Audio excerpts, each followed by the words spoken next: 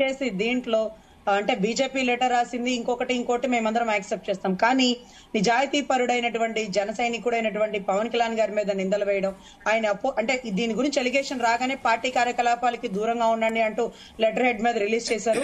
ఇంకా కూడా వాళ్ళ నాయకుడు ఉన్నాడు అందుకే ఇలా చేశాడు, వాళ్ళ నాయకుడు చేయమంటే చేస్తాడు, వాళ్ళ నాయకుడిలాగా తయారవుతున్నారు అనేది పిచ్చి మాటలు. సో వీటిని నేను ఖండిస్తున్నాను. అతను చేసిన తప్పు ఎంత వరకు ఉంటే ఆ కోణం వరకు శిక్ష పడుతుంది. దాని వెనకాల ఫుల్ ఫ్లెడ్జ్డ్ ఎంక్వైరీ చేస్తారు. అతనికి కూడా యాంటిసిపేటరీ బెయిల్ వేసుకునే హక్కు కూడా కల్పించకుండా సివియర్ కోడ్ లో అరెస్ట్ చేశారు. ఇది ఎంత దూరం పోతుందో, but what ever it may be, దీని గురించి ఇక కూలంకషాలకి పార్టీకి సంబంధం ఉండదని మేము మనస్ఫూర్తిగా చెప్తున్నాం.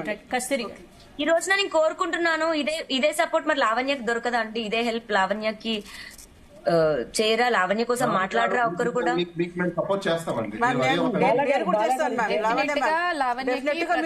సపోర్ట్ ఉంటుంది.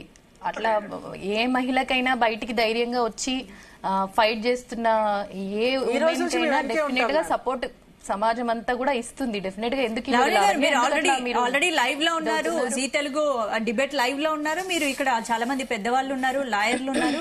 సో మీరు అడగొచ్చు, మీకు ఎలాంటి సపోర్ట్ కావాలో అనేది కూడా మీరు అడగొచ్చు. సో జానీ మాస్టర్ అరెస్ట్ చేసినట్టుగా రాస్తారని అరెస్ట్ చేయమంటది, అంతే కదా?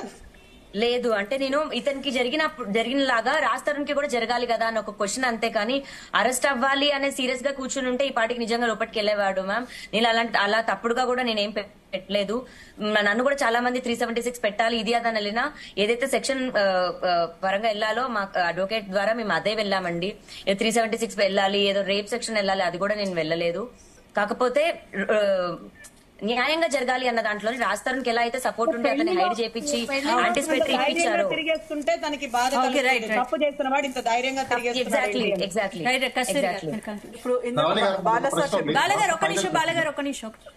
బాలసార్ చెప్పినట్టు ఇందాకనే ఇది కుట్ర ఎందుకు ఉంది అంటే 1 year బ్యాక్ నుంచి కూడా కొంతమంది వ్యక్తులు అయిపోయింది ఇంకా జానీ పని, మొన్న కూడా ప్రెసిడెంట్ ఒక 1 month కంటే ఎక్కువ ఉండడు అనే మాటలు కానివ్వండి, అంత ముందుకు లేదురా వాడిని ఎలాగో తొక్కాలి అనే మాటలు కూడా మేము కొంతమంది దగ్గర విన్నాము, ఎవిడెన్స్ కూడా మాకు ఉన్నాయి అనమాట. సో కావాలని వాంటెడ్లీ ఇది కుట్ర పన్ని అతన్ని ఇరికించారు అనేది నా వాదన. ఇప్పుడు అందరు చెప్పినట్టు ఈవెన్ మేడం చెప్పారు కదా, బీజేపీ వాళ్ళు లెటర్ రాశారు గవర్నర్ కి. ఉంటే రాజకీయంగా ఆ ఫోర్స్ ఉంటే ఉండొచ్చు, కానీ ఒక ఉమెన్ బయటికి వచ్చి ఎప్పుడైతే ధైర్యంగా కంప్లైంట్ ఇచ్చిందో ఆమెకి ఏం కావాలి, అతని నుంచి విముక్తి కావాలి.